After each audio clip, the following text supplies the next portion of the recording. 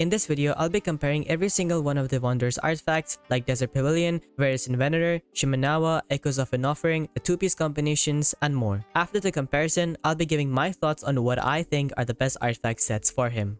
First, we have 4-piece Wanderer's Troupe, then we have 4-piece Shimenawa, then 4-piece Desert Pavilion, and then finally 4-piece Echoes of an Offering. Now, for Desert Pavilion and Echoes of an Offering, the damage may be different. As for Desert Pavilion, you end up attacking faster and deal more damage in a certain amount of time. And for 4-piece Echoes, the damage varies as the effect doesn't always proc. Also, the 2-piece set will be shown after this. So let's begin now. So first, you'll see the normal attack and then the charge attack, as some of these sets buff your normal attack and some of them buff your charge attack. And also for the Echo set, I show both the normal attack with and without the buff. Here, Pavilion did the best charge attack damage, and Echoes of an Offering doing the best normal attack damage with the buff. Now for the 2-piece sets, first we have 2-piece Desert Pavilion with a 2-piece attack person set, then 2-piece viridescent venerer and 2-piece Desert Pavilion, and finally any 2-piece attack person sets. Now here, I was really surprised by the damage they all did. Honestly, I didn't expect this much damage from these 2-piece sets, but somehow they did really good. And you could probably just go with these instead of, 4-piece sets if you don't want to farm them. Now for a skill.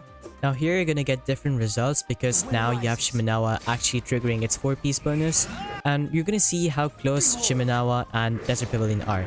They're basically exactly the same, and it basically only depends on your substats, so you can go for either depending on which substats you have. Not really though. Remember, you get more attack speed from Pavilion, so in the end, Pavilion does get better.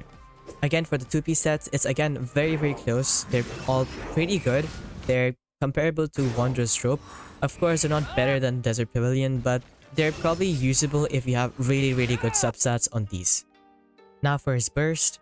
Now here you're gonna see the burst damage be almost exactly the same because here none of these artifacts actually buff his burst in a different way.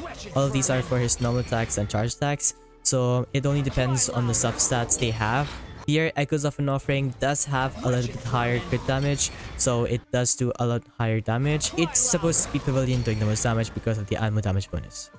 Now the 2-piece sets actually end up doing more damage than the 4-piece sets, which makes sense because all of these sets are contributing some damage, like their 2-piece animo damage with another 2-piece animo damage instead of a 4-piece doing nothing. So which artifact set is the best for him? Well, it should be obvious by now that Pavilion is the best choice for him. But as you saw, the other artifact sets are also not that bad, especially Shimenawa, which does pretty good in terms of damage, except the fact that his burst gets affected because of the way Shimenawa works, and also how Pavilion provides you with attack speed, so you end up doing more damage.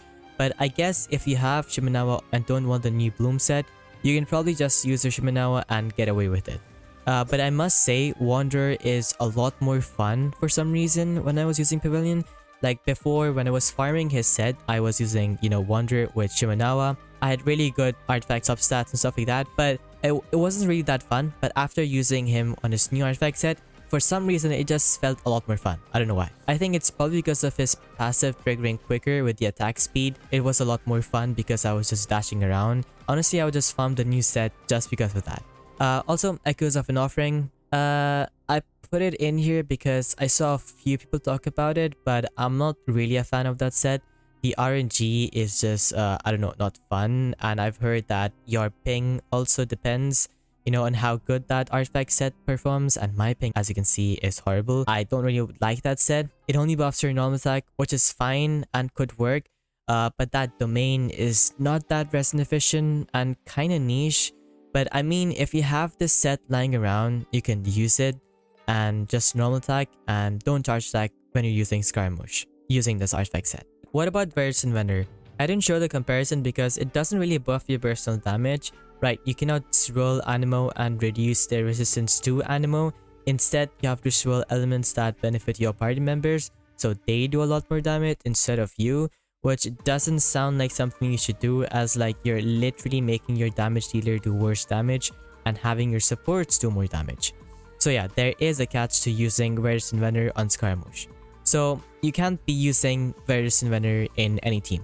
But in certain teams, it's actually really good. And even better, you probably even have many viridescent venerer pieces ready. I mean, who doesn't? Everybody has an animo support build, and if not, make sure you get one ready because animo supports are one of the best characters in the game. So you can use those pieces and invest in them and maybe keep them aside for his other teams. So which teams exactly? Well, teams like this, where your team has many sub DPSs, like here I have Zhangling and Xingqiu.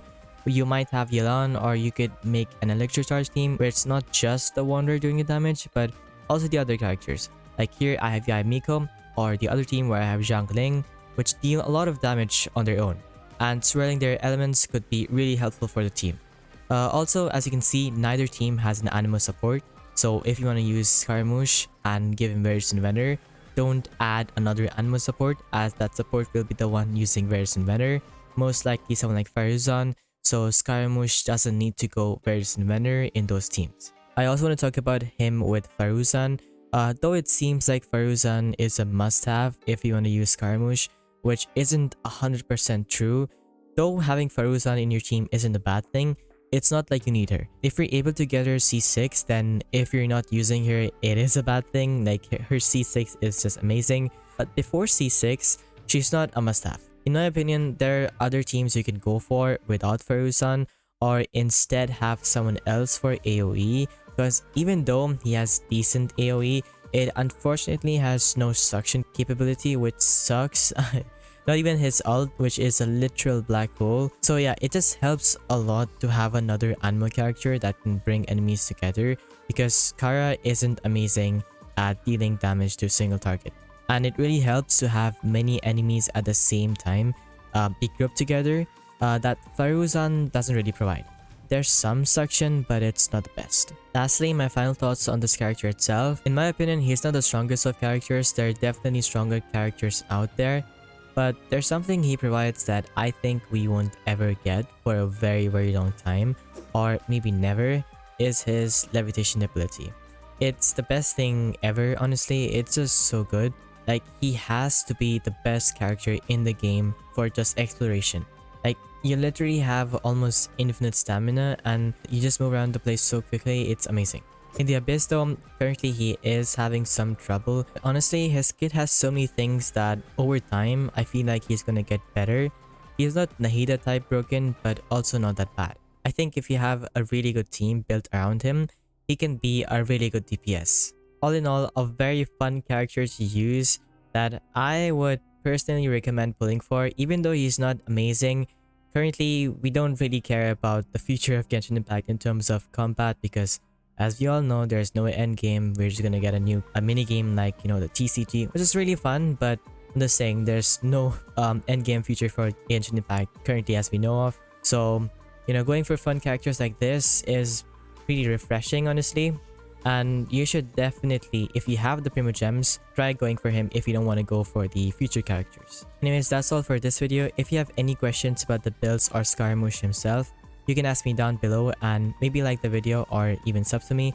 It would be really appreciated. Anyways, that's all I have, and I'll see you guys next time. Bye.